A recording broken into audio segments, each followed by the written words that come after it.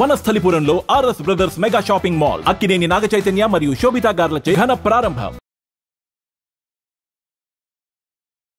వామ్మో ఇదేం దేశం రా బాబు, వాళ్ళ గవర్నర్ని కలిస్తే వాళ్ళ గవర్నమెంట్ బ్రాడ్కాస్ట్ ఆర్గనైజేషన్లో ఇంటర్వ్యూకి వెళ్తున్నాము, దారిలో పోలీసాడు నిన్ను మోసం చేస్తాడు, పోలీసాడు నిన్ను దోచుకుంటాడంటే ఎట్లా అండి? అయినా సరే చెప్పారు కాబట్టి పాస్పోర్టు ఇవి అన్నీ దాచుకుని వెళ్తూ ఉన్నాము. దారిలో ఆపేశారు. ఆపేసేసి ఏంటి కథ అన్నారు. అంటే ఇట్లా మీటింగ్కి వెళ్తున్నాము, దెర్ ఈజ్ ఆల్సో ఇంటర్వ్యూ. అయితే నాకేంటంట అన్నాడు ఆయన. అంటే లేదు మన దేశాన్ని గెస్ట్గా వచ్చాడు, అయితే నాకేంటి అన్నాడు. నేను తలుచుకుంటే రేపు సాయంత్రం దాకా మీరు ఇక్కడే ఉంటారన్నాడు. అయ్యో ఒక అరగంటలో బ్రాడ్కాస్ట్ ఉంది అంటే ఎన్నో జాంతన్నయ్య అన్న. అంటే వాళ్ళకి డబ్బులు ఇస్తే కానీ టోల్ గేట్ లాగా డబ్బులు ఇచ్చుకుని మనం ముందుకు వెళ్ళాలి. సో ఇక్కడే కాదు అక్కడ కూడా ఉంది ఇలాంటిది, అక్కడ చాలా ఉందండి. సో అక్కడికి వెళ్ళాము, అదంతా అయిపోయింది. Ethiopia is a wonderful country అండి. అక్కడి నుంచి ఇథియోపియాకి వెళ్ళాను. Ethiopia is marvellous. అక్కడ డబ్బులు ఇచ్చారా లేదా? మీకు వ్యతిరేకం యాక్చువల్లీ మీ మెంటాలిటీకి అక్కడ చాలా. నేను ఇవ్వలేదండి, అందుకే తీసేసుకుంటారు. నేను ఇవ్వలేదండి. సో ఏ సందర్భంలో తీసుకున్నారు అయితే? ఇప్పుడు పాస్పోర్ట్ నాకు ఆ క్యూరియాసిటీ తగ్గ అదే అంటే ఈ స్టోరీ చెప్తే కానీ ఆ స్టోరీ అర్థం కాదండి. నాతో మీరు ఆఫ్రికా రావాలి. ఇథియోపియాలో ఇట్స్ అ మార్వెలస్ కంట్రీ అండి. The people are like us. రోడ్డులో వెళ్తుంటే నా పక్కకు వచ్చి కొంతమంది బాలీవుడ్ పాటలు పాడుతున్నారు. అంటే నేను ఇండియా నుంచి వచ్చాను కాబట్టి ఇండియన్ పాటలు వాళ్ళకి తెలిసినవి నాతో పాడుతున్నారు. అట్లా very friendly, very nice, very kind. అక్కడ వంజరా, అక్కడ దోశ లాంటి ఒక డిష్ ఉంటుంది, స్టఫ్డ్ దోశ అనుకోండి. కానీ ఎలా సర్వ్ చేస్తారంటే ఆ దోశనే ప్లేటు. సో మీరు మర్చిపెట్టి తినేస్తే అయిపోయింది, ప్లేట్ కూడా తినేసినట్టే. Beautiful place. మానవాళికి ఒరిజినల్ మదర్ అనుకుంటున్న లూసీ అవశేషాలు కూడా అక్కడే దొరికాయి. So possibly, not sure, the most ancient human that we have known and maybe the mother of all mankind is Lucy. చిన్న అస్థిపంజరం ఉంటుంది, ఒక కాఫీ టేబుల్ మీద పట్టే అంత అస్థిపంజరం. 3-3.5 అడుగులు ఉంటుంది ఆవిడ. మనందరికీ తల్లి ఆవిడే ఒరిజినల్గా. సో ఇథియోపియా అయింది, అక్కడ మీటింగ్స్ అయినాయి, ప్రెస్ రిలీజెస్ అయినాయి. There was wide coverage of my speeches and so on. ఇక లండన్ వెళ్ళిపోవాలి. సో యుగాండాలో కదా మనం ఒరిజినల్గా దిగింది, ఆఫ్రికాలో. My flight is book like that. So go back to Uganda. Entebbe is the airport అండి. ఎంటెబీ ఎయిర్పోర్ట్లో దిగేసి ఫ్లైట్ కోసం వెయిటింగ్ అనమాట. ఒక లేడీ వచ్చారండి, really big and strong, African size. చేసి ఎక్కడికి వెళ్తున్నావో అని అడిగింది. ఇట్లా లండన్ వెళ్తున్నానండి. ఎందుకు వచ్చావు ఈ దేశానికి అంది. అంటే మీ దేశానికి కాదండి, నేను ఎయిర్పోర్ట్లో ఉన్నాను. Airport is international territory. Passport చూపి అంది. చూపించాను. ఎందుకు వచ్చావు ఈ దేశానికి అంది. అంటే చెప్పాను కదండి, నేను ఇథియోపియా, నైజీరియాలో మీటింగ్స్ అయినాక ఐఎమ్ గోయింగ్ బ్యాక్ అని. ఈ దేశం ఎందుకు వచ్చావు అంది. ఇట్లా repeatedly what is the purpose. అయితే నేను చెప్పాను అనమాట, మేడం నేను లెక్చర్స్కి, మీటింగ్స్కి వచ్చాను, ప్రెస్ కవరేజ్ కూడా ఉంది. సో నేను మీకు ఆ ప్రెస్ క్లిప్పింగ్స్ కూడా నేను మీకు చూపించగలను. ఎందుకు వచ్చావు మళ్ళీ దేశానికి అని అడిగిన ప్రశ్ననే రిపీటెడ్గా అడుగుతాను. అయితే నేను అన్నాను, madam unless you tell me the source of your suspicion I'm not able to answer you helpfully అన్నా. పెద్ద తెలివి అనమాట ఇట్లా మాట్లాడటం పోలీసు వాళ్ళతో. పాస్పోర్ట్ తీసి జేబులో పెట్టేసుకుంది. చేసి you are not leaving this airport అంది. వామ్మో, భయపడ్డారు. ఏదో మనం మానవ హక్కు, అదే మనం మానవ హక్కులు తురుం కదా మనం. ఇక్కడేమో ఎయిర్పోర్ట్లో ఇరుక్కుపోయాయి. సడన్లీ మనకి యుగాండా పోలీసులు అందరూ గుర్తుకొచ్చేస్తారు. అమ్మో ఇంత గట్టిగా ఉంటారు వీళ్ళు, ఒక్క దెబ్బేస్తే మటాష్ అని. అప్పుడు ఏం చేయాలి, లేదండి పాస్పోర్ట్ మీరు తీసుకోవద్దు, I will come with you with the passport అన్నాను. because passport is the property of my government. Yeah. It belongs to government of India, not to you, and I'm carrying it. So నా number రాసుకో, నీ passport is safe, but I have to clear you అని వెళ్ళిపోయింది ఆవిడ. అయ్యో, it's a dangerous situation అండి. మనం కాని దేశంలో నిజంగా పాస్పోర్ట్ తీసేసుకుని మానవ హక్కుల ఉల్లంఘన అన్నది ఎవ్రీడే అఫేర్. దోమలు కొట్టినట్టు మనుషుని చంపేస్తారండి. So it's an everyday affair there. Already మా పట్ల ద్వేషాన్ని పెంచడానికి ఆర్టికల్ $150 ఇవ్వనందుకే ఇదంతా చేశారు కదా. సో ఐ ప్యానిక్ అన్నాను, కానీ I definitely was sure I had to do something about it. Uganda ఏంటి, కమ్యూనిస్ట్ దేశం లాంటిది. ఎయిర్పోర్ట్ నుంచి బయట దేశాన్ని మీరు ఫోన్ చేయడానికి వీల్లేదు, ఎయిర్పోర్ట్ నుంచి సిటీలోకి చేయడానికి కూడా వీల్లేదు. సో ఎంటెబీ అంటే కంపాలా టౌన్కి కొంచెం దూరంలో ఉంటుంది, దట్స్ ది ఎయిర్పోర్ట్. ఎంటెబీ నుంచి కంపాలాకి చేయడానికి లేదు. Forget calling UK and telling my family or somebody else or calling the embassy. ఇప్పుడు ఇండియన్ హై కమిషన్ ఉంటుంది అక్కడ, చెప్పచ్చు, కానీ ఫోనే లేదు కదా. You can call. నా మొబైల్ ఫోన్ ఏమో ఛార్జ్ అయిపోయింది. అప్పుడు ఐ లుక్డ్ అరౌండ్, షాప్స్ అన్నిట్లో అడిగాను, నో నో నో అన్నారు. ఒక షాప్లో మటుకు మామూలు లోకల్ కాలింగ్ రేట్కి 100 రెట్లు ఎక్కువ డబ్బులు తీసుకుని చెప్పాను నేను, it's emergency, I need to tell somebody I'm stuck here, it's just a half-minute call. అప్పుడు నేను I call my collaborator in Uganda. చూడబ్బా, రేపు సాయంత్రం వరకు వెయిట్ చెయ్యి, రేపు సాయంత్రం లోపల నా నుంచి ఈమెయిల్ రాకపోతే, నాకు I use to maintain a huge database of emails for human rights work. వాళ్ళందరికీ చెప్పు, this is the password, if you don't here from me by tomorrow evening, say the director of the IHU is detained in the airport and there is a violation of human rights and people should know. అంటే నేను అందరి కోసం చేస్తున్నవి ఏ పనులు అయితే ఉన్నావో అది నాకు కూడా అవసరం అవుతుంది, జాగ్రత్త అని. ఫ్లైట్ డిలే అయిపోయింది. ఫైనల్గా ఆవిడ వచ్చి ఓకే యూ కెన్ గో అని పాస్పోర్ట్ నా మీద పడేసి వెళ్ళిపోయింది. It's a bad situation. అంటే ఈ బార్డర్స్లో ఉన్న ఏమనాలి, insecurity for the traveller is a dangerous thing. నేను I work for a long time in the French system. నేను 10 ఏళ్ళు ఫ్రెంచ్ చెప్పడం అంటే ఐ మేక్ ఇట్ ఈజీ. అవునండి, I make it easy. I say I was a teacher of French. That is how I started. ఇక్కడ హైదరాబాద్లో చెప్తున్నారా? Yes. అంటే కంపెనీస్కి కాకుండా మీరు కంపెనీస్కి జనరల్గా ఇండివిజువల్గా చెప్పట్లేదు, దానికి కూడా ఒక కారణం ఉంది.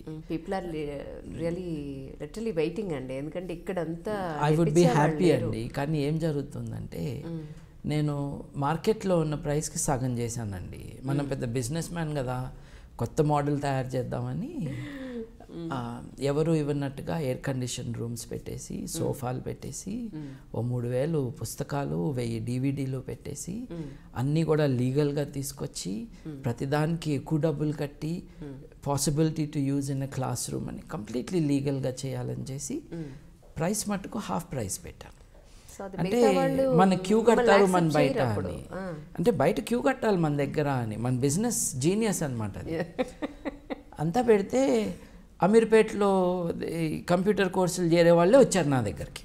ఓకే, ఒక్కొక్కడు వచ్చేసి దొంగ సర్టిఫికేట్కి ఎంత తీసుకుంటావు, నాకు కెనడా ఇమైగ్రేషన్కి కావాలి అని బేరాలు. ఒక్కొక్కడు వస్తాడండి, కాలు మీద కాలు వేసుకుని మనమేమో బుద్ధిగా ఇట్లా కూర్చుంటాం. మన దగ్గరకు వచ్చాడు కదా బిజినెస్ కోసం, మన క్లయింట్ ఈజ్ అవర్ మాస్టర్ కదా, వాడేమో కాలు మీద కాలు వేసుకుంటాడు. ఆ కాలు కడుక్కున్న కాళ్ళు కూడా కాదు. So very unpleasant experience. అవును, అంటే దే నేమ్ ఆర్గనైజేషన్, అక్కడ 10,000 ఫీజు కదా, నీ దగ్గర 6,000 ఎందుకు అంటాడు. అంటే that is because we think with such number of enrolments we can roll out in quality course without charging you so much. అది సరే కానీ కాళ్ళు ఊపుకుంటున్నాయి, అది మర్చిపోవద్దు. అది సరే కానీ సీఫిల్లో 1,500 కదా, నీ దగ్గర 6,000 దేనికి అంటాడు. ఓకే, అంటే మరి సీఫిల్లో చేరొచ్చుగా, నువ్వు నా దగ్గరికి ఎందుకు వచ్చా కానీ ఆ మాట అనలేం కాబట్టి మరి క్లయింట్ ఈజ్ మాస్టర్ కదా. కాబట్టి అలా కాదండి, సీఫిల్ డబ్బులు మీ నాన్నగారు కట్టారండి, ఆయన ట్యాక్స్ కట్టినప్పుడు ఆ డబ్బులు వెళ్ళి సీఫిల్ ఖాతాలో పడ్డాయి. It is a government own thing, this is a private business. Our results are superior to the French and the German cultural associations. Alliance Francaise కానీ గోతే సెంట్రూమ్ రిజల్ట్స్ కన్నా మా results were superior. So we get those results, this is our business model. ఇదంతా చెప్పడానికి ఒక అరగంట అవుతుందండి. ఆయన ఇచ్చే 6,000 రూపాయలకి ఈ అరగంట వాళ్ళు అడిగినవన్నీ వింటాం అనమాట. ఇక ఫైనల్ క్వశ్చన్ అడుగుతారు, నేను ఈ ఫ్రెంచ్ నేర్చుకుంటే నాకేం వస్తుంది? అరే ఫ్రెంచ్ నేర్చుకుంటే ఫ్రెంచ్ వస్తుందిరా, ఇంకేం వస్తుంది అంటే వాళ్ళ ఉద్దేశం ఏంటంటే, నీకు నేను 6,000 రూపాయలు ఇస్తే ఈ 6,000 రూపాయలతో నాకు నెలకి 1,00,000 రూపాయలు వచ్చే జీతం వస్తుందా అని. అంటే ఈ సోమరిపోత ఐడియాస్ అనమాట. అంటే భాష అంటే ఏంటో తెలియక, భాష ఎట్లా నేర్చుకుంటారో అర్థం కాక.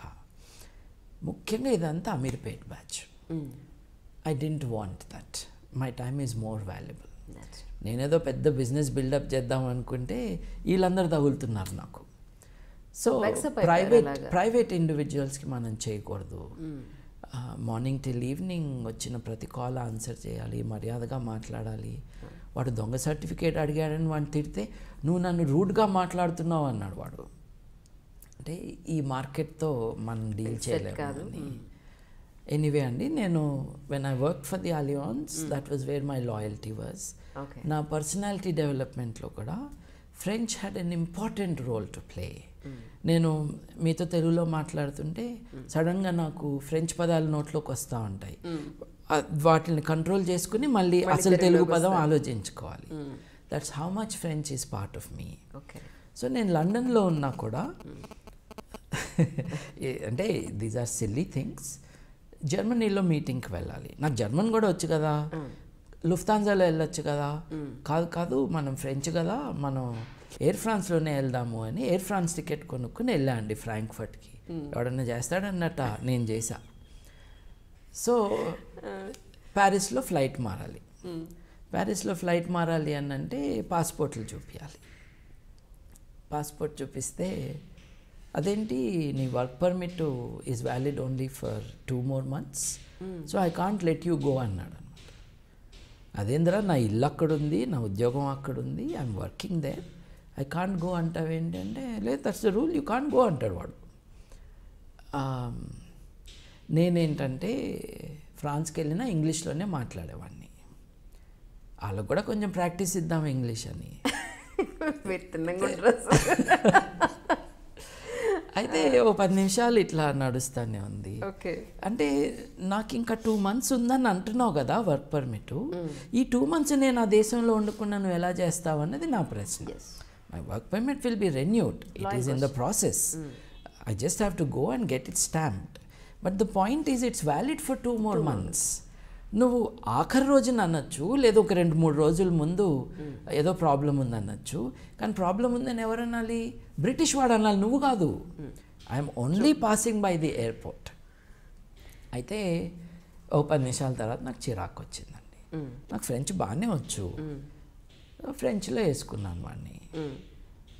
నీకు ఫ్రెంచ్ వచ్చా అన్నాడు.